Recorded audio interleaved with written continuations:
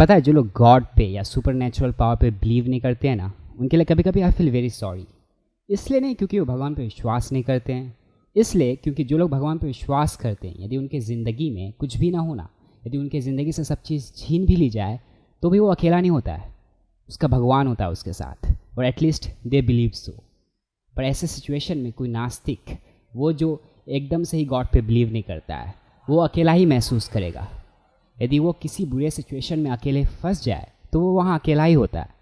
Even research के मुताबिक people who believe in God lead happier and more contentful life than people who don't believe in God. और आज हम बात करेंगे अर्जुन भागवत की, जो मदर 2 की लीड कैरेक्टर है और जिसे इमरान हाशमी ने निभाया है। क्योंकि ये जो अर्जुन की कहानी है ना कहीं हमें एक ऐसे ही नास्तिक की मेंटालिटी को समझने के लिए एक सटीक एग्जाम्पल है।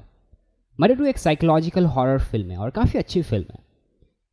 पर इस मूवी में सबसे ज़्यादा जो सबकी अटेंशन लेता है ना, वो है इस मूवी का विलन धीरज पांडे।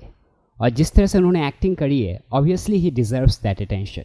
पर सबसे रिमार्केबल चीज़ इस मूवी में नोटिस करने लायक है ना, वो है अर्जुन की ट्रांसफॉर्मेशन, कि कैसे वो नास्तिक से आस्तिक बन जाता है। Because this is really very important, कि कैसे ज़िंदगी की परिस्थितियाँ, सिचुएशंस किसी इंसान के बिलीव्स को ही चेंज करके रख देती है। हम भी कभी कभी ऐसे सिचुएशन में फंसे होते हैं जहाँ से निकलने का रास्ता ही यही होता है कि हम उस सिचुएशन के प्रति अपनी नज़रिया ही चेंज करें। और ऐसा ही एक सिचुएशन आता है अर्जुन के लाइफ में, जहाँ उसे अपनी ज़िंदगी के नज़रिया को ही चेंज करना पड़ता है। इससे पहले कि हम अर्जुन की बात करें, हमें यह जानना ज़रूरी है कि आस्तिक और नास्तिक की बेसिक डिफरेंस क्या होती है। उनका जो दुनिया देखने का परसेप्शन है, नज़रिया, वो कैसे अलग होता है। तो नास्तिक लोग, जो लोग गॉड पे बिलीव नहीं करते हैं, उनके लिए लाइफ में मीनिंग लॉजिक और रीज़न से ही ड्राइव होता है। और आस्तिक लोग, जो लोग गॉड पे बिलीव करते हैं, उनके लिए लाइफ में मीनिंग लॉजिक और रीज़न के बाद से शुरू होती है। वो कहते हैं ना, जहाँ साइंस खत्म होता है वहीं रिलीजन शुरू होता है। तो अर्जुन गॉड पे बिलीव नहीं करता है, पर वो ऐसा बचपन से ही नहीं होता है। उसके पेरेंट्स रिलीजियस थे, वो भी बचपन में चर्च जाया करता था। पर वो जब 8 साल का था ना, तब उसकी माँ और बहन गरीबी के कारण जहर खा ली थी, और इस सदमे से बचने के लिए उसका बाप भी सुसाइड कर लिया था। तू अपने माँ के बारे में बात कर रही है? हाँ, मेरी तो चर्च के बाहर कैंडल बेचा करती थी ताकि दूसरों के घरों में उजाला हो। क्या हो उसका? जहर खा के मर गई मेरी माँ और मेरी बहन ताकि मैं जी सकूं, मैं खाना खा सकूं। हाँ, बाप ने खुदकुशी कर ली उस सदमे से बचने के लिए। सब लोगों ने मुझे मेरे हाल पे अकेला छोड़ दिया, और तू एक। और ऐसे सिचुएशन में कोई 8 साल का बच्चा, जिससे बड़ा ही यह बता करके किया गया हो कि गॉड हमेशा तुम्हारे साथ होता है, हमेशा तुम्हारी रक्षा करता है, हमेशा तुम्हारी भलाई चाहता है, तो वो सबसे पहला सवाल उसी गॉड से ही करेगा कि हे भगवान, तुमने मेरे साथ ऐसा क्यों किया। वो पूरा ब्लेम गॉड पे ही डाल देगा। और ऐसा ही करके अर्जुन गॉड से पूरी तरह कट ऑफ हो जाता है। उसे लगने लगता है कि ऐसा कोई सुपर नेचुरल पावर नहीं होता है। Sometimes you are just fucked up and there is nothing you could do. और वो पूरी तरह से नास्तिक बन जाता है। जो गॉड अनाथ बच्चों के साथ नहीं, वो मेरे साथ ना ही हो तो अच्छा है। बच्चों के लिए। पर अर्जुन भले ही गॉड पे बिलीव नहीं करता हो, पुलिस की नौकरी छोड़ कुछ इलीगल और गलत काम में इन्वॉल्व हो, पर एक इंसान की जो बेसिक मोरालिटी होती है ना, वो अर्जुन कभी नहीं खोया होता है। वो गरीबों की मदद करता है, अनाथ बच्चों के लिए डोनेशन करता है, और ये चीज़ कहीं ना कहीं उसे अट्रैक्टिव भी बनाता है। वो कहते हैं ना, Morli right and lawfully wrong. ये एक बेसिक कॉमन फॉर्मूला है किसी भी स्टोरी के लीड कैरेक्टर को अट्रैक्टिव बनाने के लिए। पर अर्जुन की लाइफ की ट्रांसफॉर्मेशन तब होना शुरू होती है जब रेशमा फंस जाती है धीरज पांडे के पास, और इस चीज़ के लिए वो कहीं ना कहीं खुद को जिम्मेदार समझता है। और जैसा कि मैंने कहा कि अर्जुन अपनी मोरल कॉन्शियस नहीं खोया होता है, तो वो ये अपनी रिस्पॉन्सिबिलिटी समझता है कि वो उस लड़की को उस साइकोपैथिक किलर से बचाए। पर यहाँ सबसे इम्पॉर्टेंट चीज़ ये है कि जब अर्जुन को उस लड़की के बैकग्राउंड के बारे में पता चलता है, तो उसकी कहानी कहीं ना कहीं उसे अपने बचपन की याद दिला देती है। वही गरीबी जिसने उसे उसके माँ बाप बहन को छीन लिया था, आज उसी गरीबी में ये लड़की फंसी है इसके कारण। और यहीं से उस लड़की की रेस्क्यू मिशन उसके लिए काफ़ी पर्सनल हो जाती है। उसके लिए एकदम इम्पॉर्टेंट हो जाता है कि वो उस लड़की को धीरज पांडे से बचाए।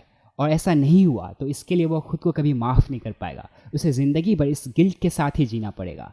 इसलिए उसने प्यार व्यार और जितने भी आलतू फालतू के काम थे सब छोड़ के वो सिर्फ उस लड़की को बचाने में लग जाता है। पता है, आज मेरी वजह से एक लड़की गायब हो गई है, हाँ, जिसे मैं ढूंढ रहा हूं। उसकी कहानी भी मेरी तरह है प्रिया। भूखे मर जाएंगे उसके घर वाले अगर उसको कुछ हो गया तो। उसकी माँ मुझसे जवाब मांगेगी जो मेरे पास है नहीं। और जैसा कि हम सब जानते हैं कि धीरज पांडे कोई नॉर्मल आदमी तो था नहीं, उसे शैतान भी कहना कम ही होगा। और अनलकीली रेशमा उससे बच नहीं पाती है, और जिस गिल्ट की बात हम कर रहे थे अर्जुन उसमें फंस ही जाता है। और इस सिचुएशन में वो कुछ कर भी नहीं सकता, ना तो रेशमा वापस आ सकती है और ना ही वो उससे माफ़ी मांग सकता है। यहाँ वो खुद को काफ़ी लाचार महसूस करता है। तेरी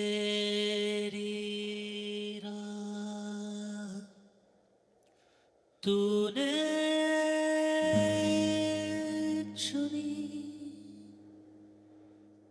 और ये सिर्फ अर्जुन की ही कहानी नहीं है, ऐसी सिचुएशन हमारी ज़िंदगी में भी कभी ना कभी आती है जहाँ हमें डेस्परेटली किसी चीज़ के लिए किसी से फॉरगिवनेस चाहिए होती है, और हम इतनी देर कर देते कि वो इंसान ही नहीं होता जो हमें माफ़ कर सके, और ये गिल्ट हमें भी बेचैन कर देती है। और इसी गिल्ट से बचने के लिए हम गॉड के सामने सिर झुकाकर खुद को माफ़ कर लेते हैं, क्योंकि यदि आप इस गिल्ट के साथ जीने की कोशिश करोगे ना तो वो धीरे धीरे आपको अंदर से खा जाएगी, आपको पूरी तरह से पैरालाइज कर देगी। और यही रीज़न है कि अर्जुन को अंत में खुदा के यहाँ ही आसरा लेना पड़ता है खुद को। खुले दिमाग से सोचो ना कि व्हाट इज़ गॉड, तो आपको पता चलेगा कि the definition of God is everything that we can not define for ourselves. खुदा, भगवान, ये जो सुपर नेचुरल पावर का कॉन्सेप्ट है ना, ये हमें ज़िंदगी के ऐसे ही असमंजस में मदद करने के लिए। We take help of God to understand infinity. जब दूर दूर तक कोई आसरा, कोई सहारा नहीं दिखता ना, तो उम्मीद भरी निगाहों से हम उस अनंत आसमान की ओर ही देखते हैं और ये मान लेते हैं कि वहाँ कोई है जो मेरी मदद करेगा, ताकि हम अपनी हौसला बुलंद रख सकें। और इसी तरह जब हम किसी इंसान के माफ़ी के लायक नहीं होते ना, तो भी हम उसी के सामने सिर झुकाकर खुद को माफ़ कर लेते हैं, ताकि हम उस गिल्ट से बच सकें, हम मेंटल पीस पा सकें। और यदि हम गॉड के नाम पे जगह को जोड़ेंगे, ड्रेस को जोड़ेंगे, कल्चर को जोड़ेंगे, तो इससे बस एक डिफरेंस क्रिएट होगा, नफ़रत ही फैलेगा। और आज के डेट में अपने देश में ये समझना बहुत ही ज़रूरी है। यदि आपको ये मैसेज अच्छी लगी हो तो शेयर कीजिए ज़्यादा से ज़्यादा लोगों के बीच, लाइक कीजिए इस वीडियो को, और यदि आपकी कोई पर्सनल ओपिनियन है गॉड से रिलेटेड तो कमेंट कीजिए। और सबसे इम्पॉर्टेंट चीज़, मैं अगले हफ्ते फिर एक नए वीडियो के साथ आ रहा हूँ, और यदि आपने इस चैनल को सब्सक्राइब नहीं किया है तो सब्सक्राइब कीजिए और बेल आइकन दबाइए ताकि वो वीडियो आप तक सबसे पहले पहुँच सके। तब तक टेक केयर।